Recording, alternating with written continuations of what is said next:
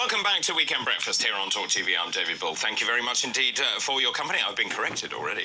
Good morning, David. I'm loving the shirt. Thank you very much indeed. Meteorological spring starts on the 1st of March. Astronomical spring starts on Monday, the 20th of March. So I was halfway right, actually. Halfway right's fine. Halfway right's fine. I passed the exam. That's absolutely fine.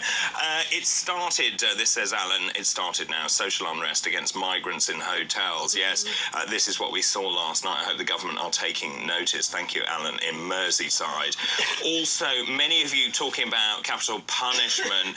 David, I think you should definitely bring back capital punishment for major crimes, but maybe review the method of execution, as hanging is a bit archaic and savage. Possibly just slip some poison into their food or similar. But lots of other messages as well. Dan in Kent makes an interesting point. Huntley is on constant suicide watch and gets beaten up weekly. The longer that people like him suffer, the better. Sometimes the death penalty would be an easy cop-out for them. All good points indeed. And this one from Wendy in Dover. Good morning, David. Lovely shirt as usual. Thank you very much indeed. I didn't realise it was such a fashion show, this. No Conservative, Labour or any other mainstream party Prime Minister is going to bring back the death penalty. No, I think you're probably right, but I think it's worth talking about, and talking about why knife crime is on the increase to the extent it is, and also what we do about it, and Renee's point about actually a sentence being a sentence, and making sure that people who are sentenced actually serve the entirety of that sentence in prison and are not then allowed out on probation. Right, time for today's papers. I'm delighted to say Jenny Barsby joins us this morning, broadcaster and newsreader. Good morning. Good morning. How are you? Lovely shirt. Lovely dress. Thank you so much. I haven't seen you for a long time. No, I know. Have they kept us away? Yeah, they did. Yes. There was too much tension between us. Was there? Yeah, people got concerned. Did they? Yes. How exciting. I know. Who'd have thought it? And we work on the same floor. I know. Yeah. That's why we're all ill. And I didn't know about this. Didn't you? No. Oh, yes. So Jenny Barsby often accosts me in the corridor. Yes, there's a lot of accosting. I accosted you at the Christmas party as you well. Really? Yes, I really did. You should go to HR. I'm normally there about Tom, the producer, but anyway. Tom's normally there about you. Yeah, well, It's fantastic. That is true, actually. Yes, it's a giving relationship, definitely. It is indeed. Shall we look at the papers this morning? Yeah, I did want to touch on the story that's on pretty much every front page this morning, which is to do with the disappearance of Nicola Bulley.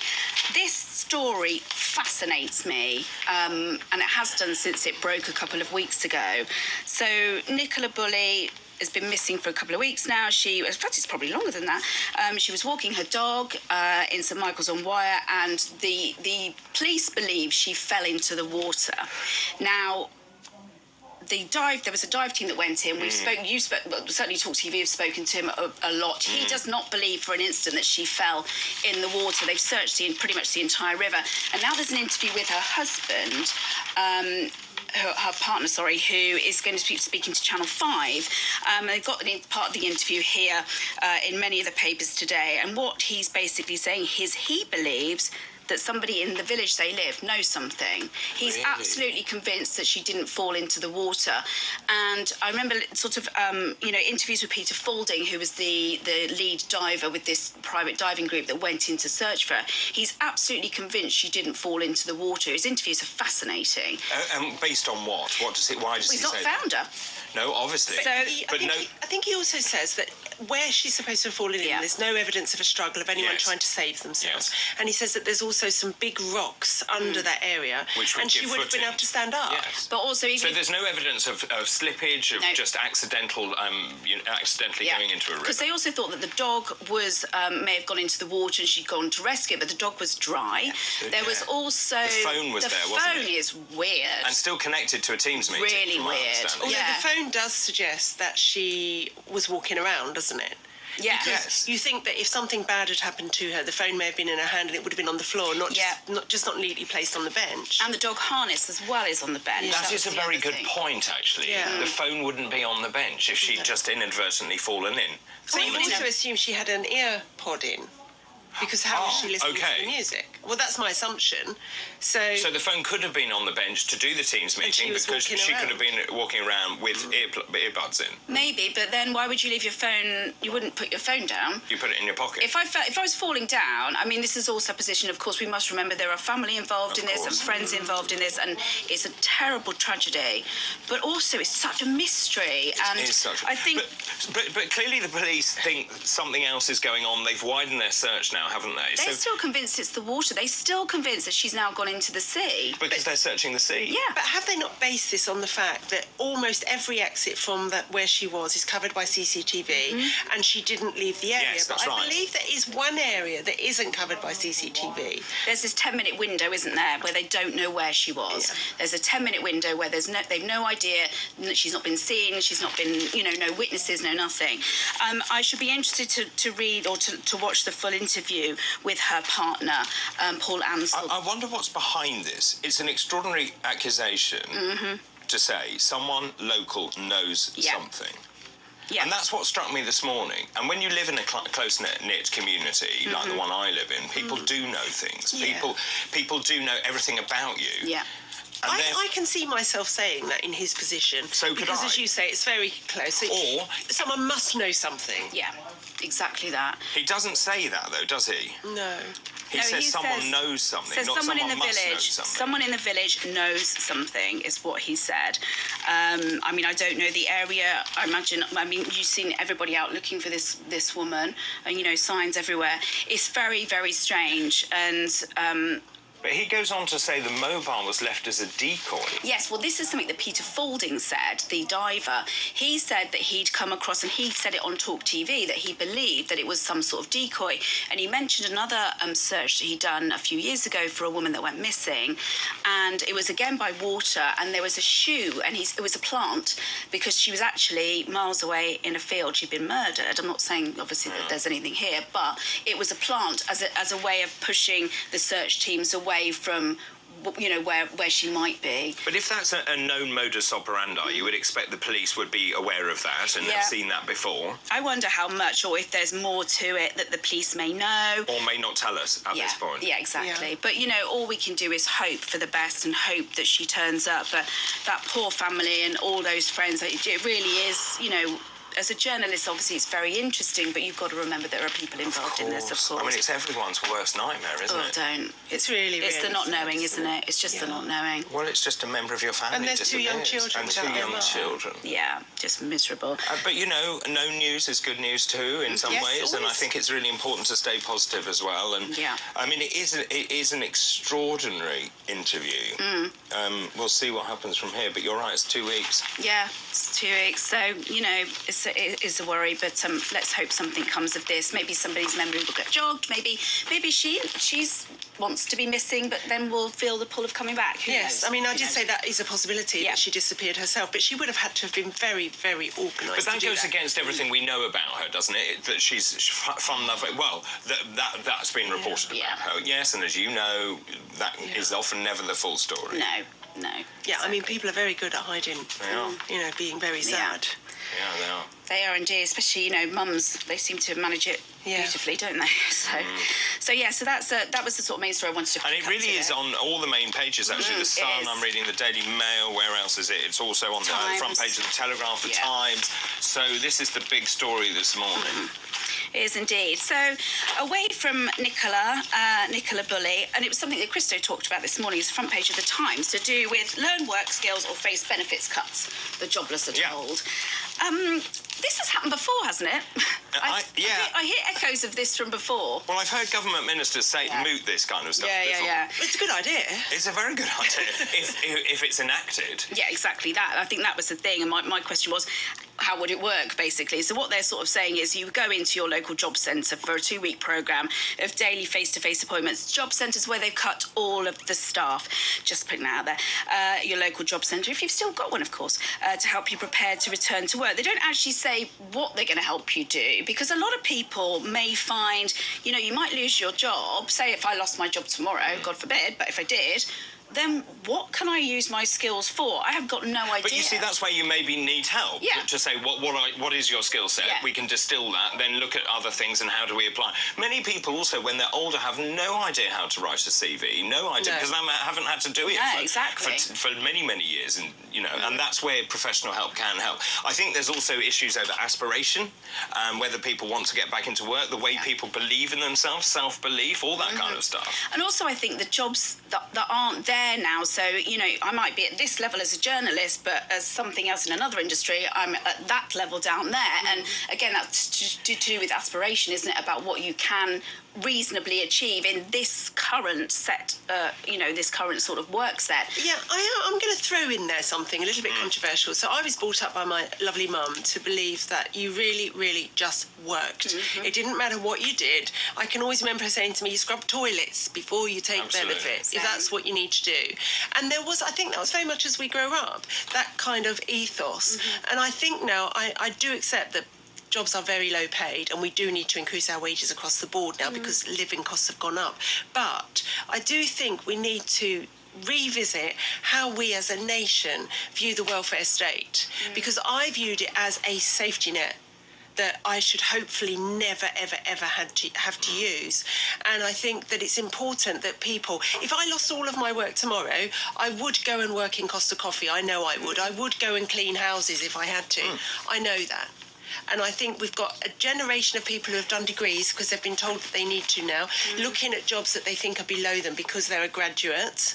And, you know, that's a big problem. It is a big problem. And, you know, we also have generations of children who have grown up in houses where no one has ever worked. Yes. So they have nothing to So they have no role models. There's no one to tell them that this is the way it is. Also, if you remember, Tony Blair was the one that said 50% need to go to university, and many of those courses are absolutely useless. And you come out with a degree in, say, golf course management, and you can't do anything. Yeah, exactly. And you're right, but it's also about having a sense of a direction, actually, and feeling that you have to do something, and it's also self-worth. Yes. I think it's also very easy, once you're on these benefits, why would you work if you're being paid? And of course, what we also know is the longer you're on benefits, the harder it is to get you back into work. So 3-month window is what they're talking about here, that basically once you've hit that 3-month window of being out of work, then it doubles your chances of not getting back into work. And I'm the same as you, that when I was a kid, I started working when I was 11. I lied about my age. How dare I? So my brother was working at a grocer's, earning £11.37 a day. I wanted a piece of that, actually. I was going to say, if he was getting that an hour, he was doing he well. was doing really well.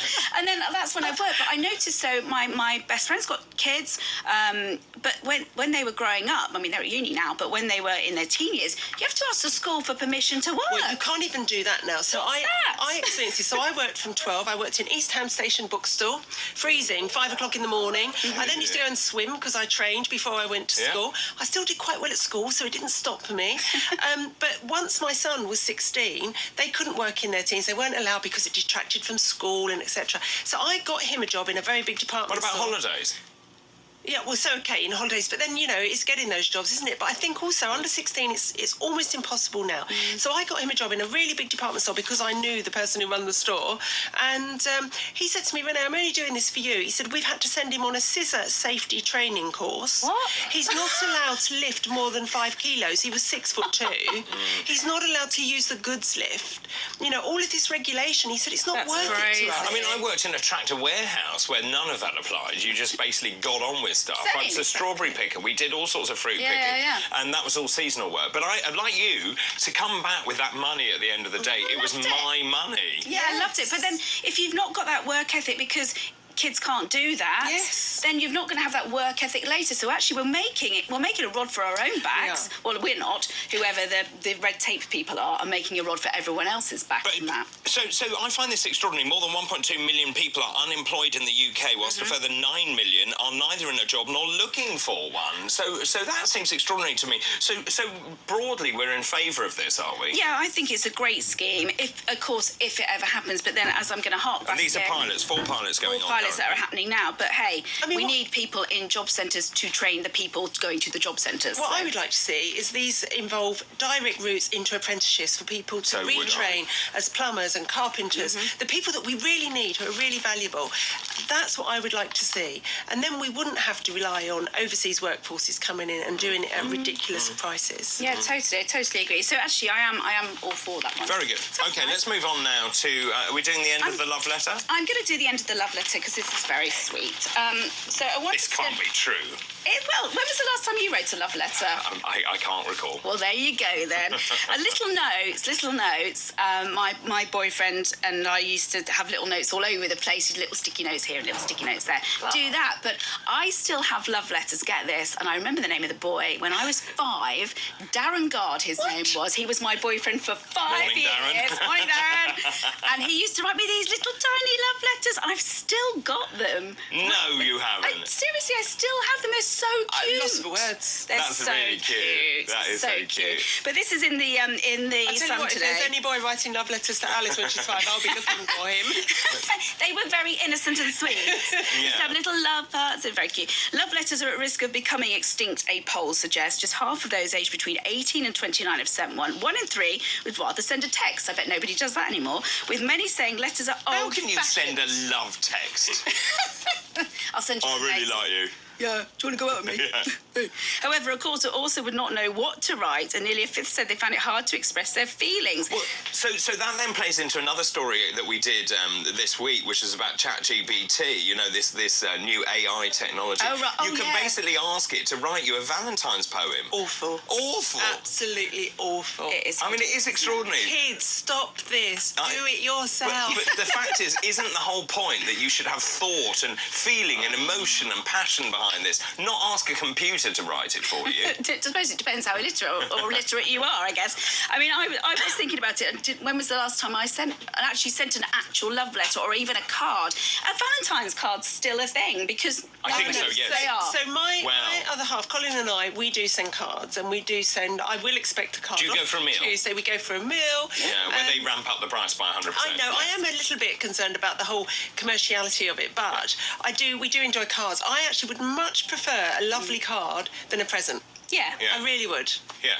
No, I totally agree. It's the words, isn't it? Unless you're like me, and Well, I also, think you've lost the ability I'm to just write. trying to think about my nephews and nieces. I mean, I think it's about how many Valentine's cards you get, isn't it? With Yeah, but that becomes a problem when you're older and in a relationship. No, stop. Yeah. Oh, that's what I've got wrong. I'm still going, how many have I got? No, and so certainly with the girls, I think it's about how many they've had and, you know, which boy they like and all that kind of stuff. Yeah. It's really sweet. I'm sure I remember at one point there used to be a box for Valentine's cards in school, a bit like Christmas cards. Yes, that's and right. You'd shove them all in the box, and all the pretty girls. I was not one of those. Got I'm all sure the, you were. Oh no, really, I was not. And they got all of the lovely cards, you know, piles of them, and I'd be sitting there going, oh, it's mine. Well, I was actually just going to say it does apply pressure in schools, It actually. does, yeah. If you don't get a card, it does apply pressure. It does, but then I've But got then if you get a text, maybe that's okay. or a WhatsApp or a Snapchat. WhatsApp, yeah, well, and yes, anyway. Yeah, let's very not go down interesting. that route. Okay, so that's the end of the love letter, which I think is a real shame. It is. I did want to do one more story. Yes, you've got plenty of time. So, couples argue. I love this because it just makes me laugh. So 5 times a week, couples who live together will argue about their house rules, apparently. Oh. So I live alone. The only person that annoys me is my cat. She will not wipe her feet. She will not clear up after herself. You know, we argue a lot. She won't put the dishwasher on. No, it doesn't put the toilet seat down. It's an absolute nightmare. It says here that cleaning duties, wiping down surfaces and leaving the lights on spark the most Yeah. rows. Those were followed by wet towels on the floor, paying bills. Who puts wet towels on the floor? Well, why would you when you've got a towel rail? Yes. I mean, Why come would along. you? Why would you? Does that happen in your house? No. No. I never actually. Draconian house over there. On and off, I've lived with people, including lodgers and former boyfriends and That stuff. reminds me of my student digs where nothing went right. Oh, really? Yeah. Go on then, let's have some horror stories. Oh, just, you know, people nicking each other's food, leaving towels everywhere, nicking at bedspreads and things like that. Oh, no, I'm not sharing my bedspreads with people. When I worked as a junior doctor at the Royal London, there was an unknown person who used to go into the fridge and take a bite out of someone's sandwiches. Just a bite. I mean, they may as well have had it all. Oh, mightn't that's they? disgusting. That really is revolting. People used to kind of lock up their food and go, "This is mine, don't eat Yeah, but you it." still see it in NHS hospitals, don't you, where you've got people's lunch in there and going, get off it, it's mine. Well, you do. I mean, as I said, I have to do it at my own house because of the cat. She's an absolute nightmare. As soon as I've got the cheese out, she's all over it. And get off my cheese. She'll start licking a bit of the corner. And then So I've lost control of this story, Oh, so sorry, where there are is we? no control. So they're basically saying, so these are the things that people row about the most. A quarter of those polled, I don't know why lockmaker Yale has done this as a survey. How bizarre. When the partner calls me to change Well, I was about to say when they have separate keys. They found their partner irritating. It's a weird one, isn't it? I think sometimes it breeds contempt living with people. I also don't think living with people is a natural thing. There was a celebrity couple, I can't remember the name of who they are, but one of them had, obviously rich, one of them had a house at one end of the street and another one had a house at the other end of the street, and they had children. So you know I do this, don't you? No! Although Yeah, Colin right. and I have a child, we keep separate houses. Oh, that is just because bliss. I do like my own space. See, now this works for me perfectly. Well, I think he quite enjoys it too.